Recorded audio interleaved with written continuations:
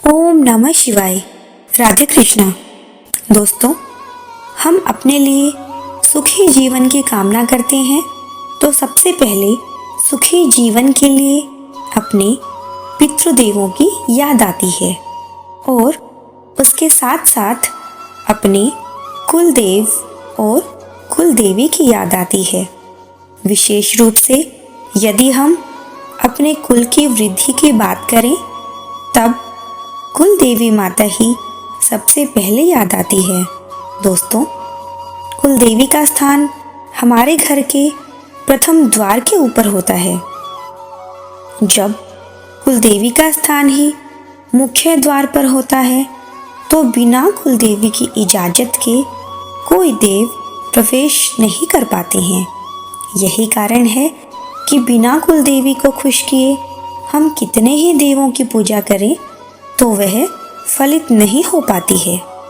तो चलिए अपनी कुलदेवी को खुश करने के लिए सुनते हैं श्री सिद्धि विनायकाय नमः अथ श्री कुलदेवी स्तोत्रम। ओम नमस्ते श्री कुलदेवी कुलाराध्या कुलेश्वरी कुल संरक्षणी माता कौलिक ज्ञान प्रकाशिनी वंदे श्री कुल पूज्या कुलांबा कुल रक्षिणी वेद माता जगन माता लोक माता हितैषिणी आदिशक्ति समुद्भूता त्वया हि सम्पूर्ण जगत् विश्ववन्द्यां महाघोरां त्राहि मां शरणागतम् त्रैलोक्यहृदं शोभे देवी त्वं परमेश्वरी भक्तानुग्रहकारिणी त्वं कुलदेवी नमोस्तुते महादेव प्रियंकरी बालानां हितकारिणी कुलवृद्धि करी माता त्राहि मां शरणागतम् चिदग्रिमण्डल संभुता राज्य वैभवकारिणी प्रकटितां सुरेशानी वन्दे त्वां राजगौरवम् त्वदीये कुले जातः त्वामेव शरणं गतः त्वद्वत्सलो अहम् आद्ये त्वं रक्ष रक्षाधुना पुत्रं देहि धनं देहि साम्राज्यं प्रदेहि मे सर्वदा अस्माकं कुले भूयात् मङ्गलानुशासनम् कुले अष्टकम् इदं पुण्यं नित्यं यः सुकृति पठेत् तस्य वृद्धि कुले जातः प्रसन्ना परमेश्वरी।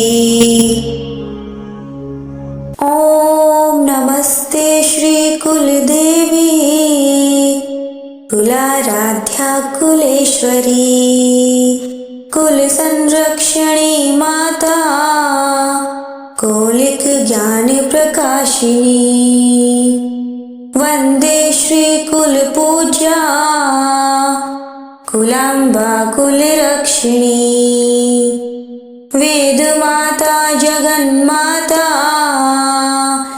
लोक माता हितैषिणी आदिशक्ति समुद्भूता त्वया हि सम्पूर्ण जगत् विश्ववन्द्यां महाघोरां त्राहि मां शरणागतम्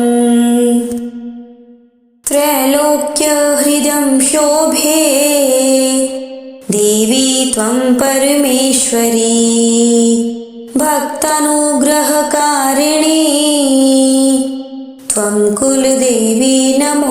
नमोस्तुते। महादेव प्रियंकरी बालानां हितकारिणी कुलवृद्धिकरी माता त्राहि मां शरणागतम्। चिदग्निमण्डलसम्भूता राज्यवैभवकारिणी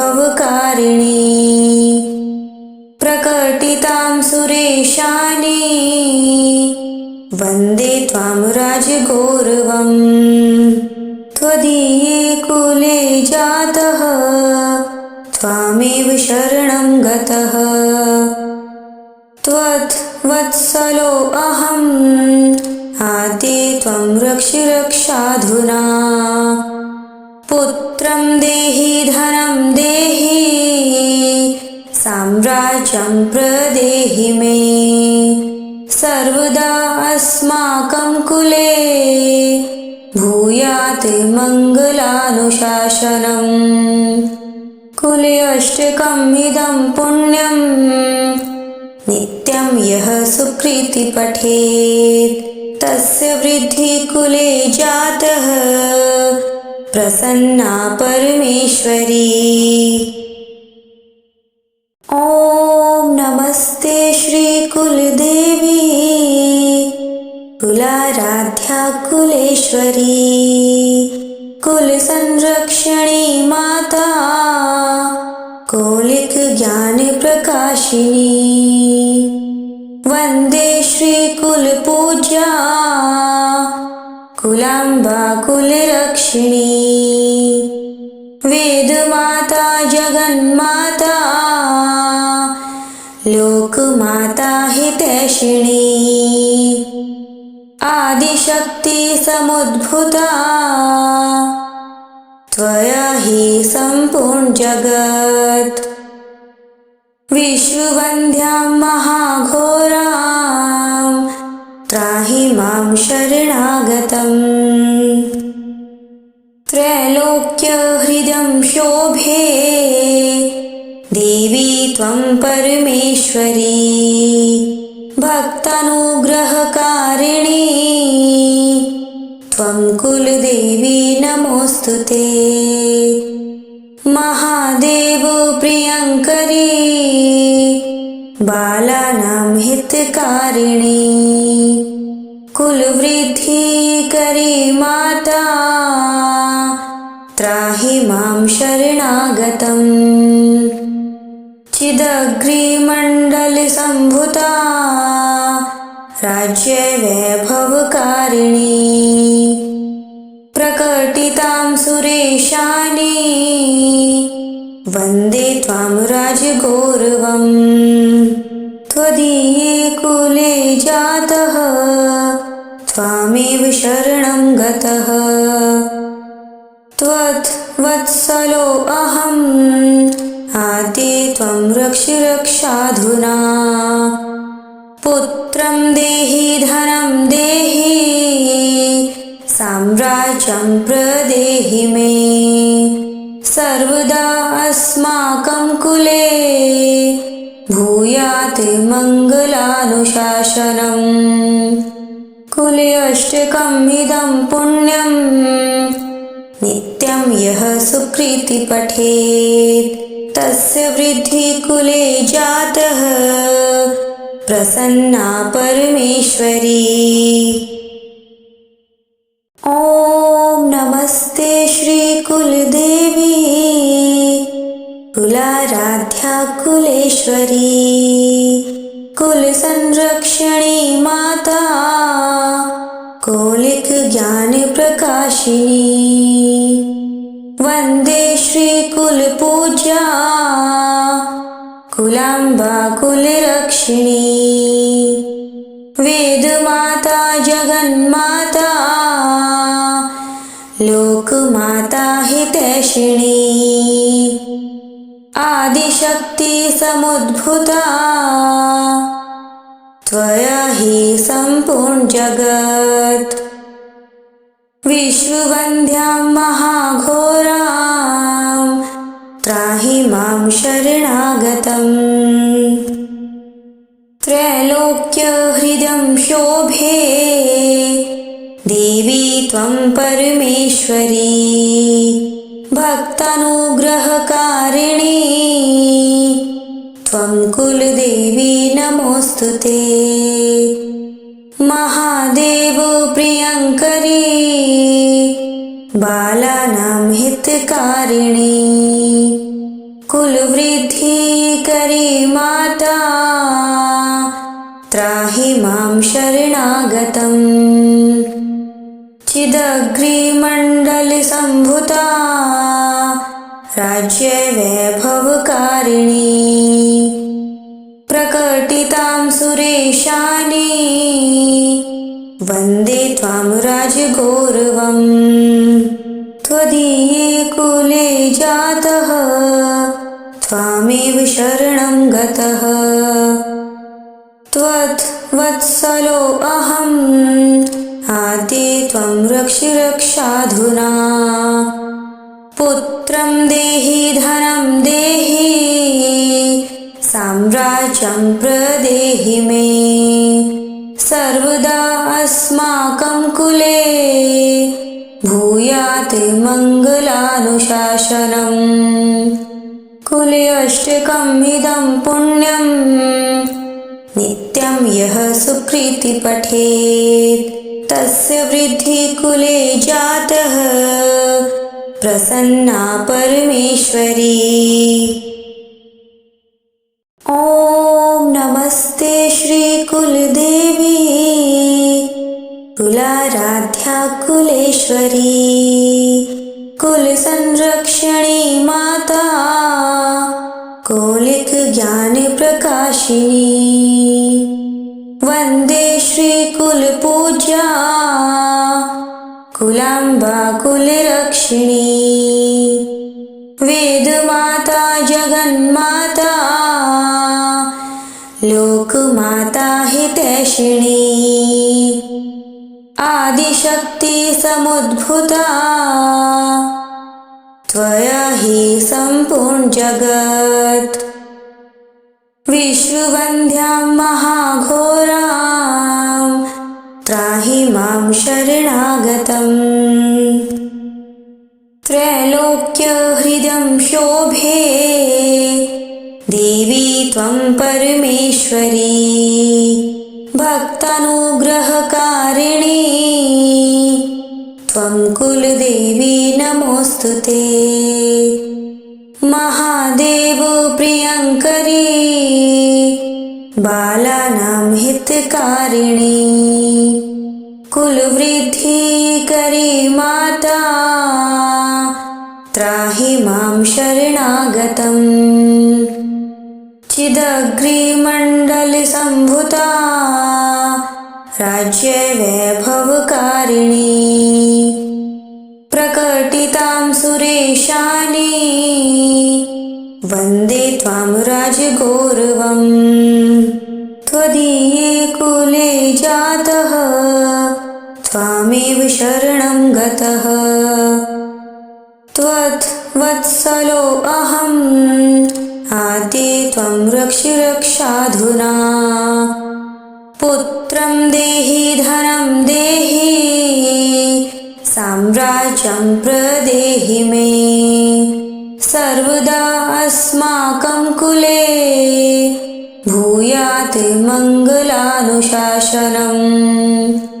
कुले अष्टकम् इदं पुण्यं नित्यं यः सुकृति पठेत् तस्य वृद्धि कुले जातः प्रसन्ना परमेश्वरी।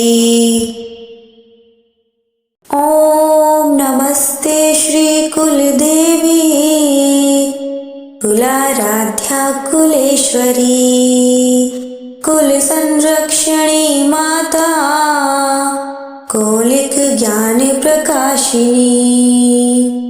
वंदे श्री कुल पूज्या कुलांबा कुलरक्षिणी वेद माता जगन्माता लोकमाता हितैषिणी आदिशक्ति समुद्भूता त्वया हि सम्पूर्ण जगत्। विश्ववन्द्यां महाघोरां त्राहि मां शरणागतम्। त्रैलोक्यहृदं शोभे देवी त्वं परमेश्वरी। भक्तानुग्रहकारिणी त्वं कुलदेवी नमोऽस्तुते। महादेव प्रियङ्करी बालानां हितकारिणी। कुलवृद्धिकरी माता त्राहि मां शरणागतम्। चिदग्निमण्डलसम्भूता राज्यवैभवकारिणी। प्रकटितां सुरेशानी वन्दे त्वां राजगौरवम्। त्वदीये कुले जातः त्वामेव शरणं गतः। त्वद्वत्सलो अहम् आद्ये त्वं रक्ष रक्षाधुना। पुत्रं देहि धनं देहि साम्राज्यं प्रदेहि मे। सर्वदा अस्माकं कुले भूयात् मङ्गलानुशासनम्। कुले अष्टकम् इदं पुण्यं नित्यं यः सुकृति पठेत् तस्य वृद्धि कुले जातः प्रसन्ना परमेश्वरी। ॐ नमस्ते श्री कुलदेवी कुलाराध्या कुलेश्वरी। कुलसंरक्षणी माता कौलिक ज्ञान प्रकाशिनी। वन्दे श्री कुलपूज्या कुलाम्बा कुलरक्षिणी। वेदमाता जगन्माता लोकमाता हितैषिणी। आदिशक्ति समुद्भूता त्वया हि सम्पूर्ण जगत्। विश्ववन्द्यां महाघोरां त्राहि मां शरणागतम्। त्रैलोक्यहृदं शोभे देवी त्वं परमेश्वरी। भक्तानुग्रहकारिणी त्वं कुलदेवी नमोऽस्तुते। महादेव प्रियङ्करी बालानां हितकारिणी। कुलवृद्धिकरी माता त्राहि मां शरणागतम्। चिदग्निमण्डलसम्भूता राज्यवैभवकारिणी। प्रकटितां सुरेशानी वन्दे त्वां राजगौरवम्। त्वदीये कुले जातः त्वामेव शरणं गतः। त्वद्वत्सलो अहम् आद्ये त्वं रक्ष रक्षाधुना। पुत्रं देहि धनं देहि साम्राज्यं प्रदेहि मे। सर्वदा अस्माकं कुले भूयात् मङ्गलानुशासनम्। कुले अष्टकम् इदं पुण्यं नित्यं यः सुकृति पठेत् तस्य वृद्धि कुले जातः प्रसन्ना परमेश्वरी। ॐ नमस्ते श्री कुलदेवी कुलाराध्या कुलेश्वरी। कुलसंरक्षणी माता कौलिक ज्ञान प्रकाशिनी। वन्दे श्रीकुलपूज्या कुलाम्बा कुलरक्षिणी वेदमाता जगन्माता लोकमाता हितैषिणी आदिशक्ति समुद्भूता त्वया हि सम्पूर्ण जगत् विश्ववन्द्यां महाघोरां त्राहि मां शरणागतम् त्रैलोक्यहृदं शोभे देवी त्वं परमेश्वरी भक्तानुग्रहकारिणी त्वं कुलदेवी नमोऽस्तुते महादेव प्रियङ्करी बालानां हितकारिणी कुलवृद्धिकरी माता त्राहि मां शरणागतम् चिदग्निमण्डलसम्भूता राज्यवैभवकारिणी प्रकटितां सुरेशानी वन्दे त्वां राजगौरवम् त्वदीये कुले जातः त्वामेव शरणं गतः त्वद्वत्सलो अहम् आद्ये त्वं रक्ष रक्षाधुना पुत्रं देहि धनं देहि साम्राज्यं प्रदेहि मे सर्वदा अस्माकं कुले भूयात् मङ्गलानुशासनम् कुले अष्टकम् इदं पुण्यं नित्यं यः सुकृति पठेत् तस्य वृद्धि कुले जातः प्रसन्ना परमेश्वरी।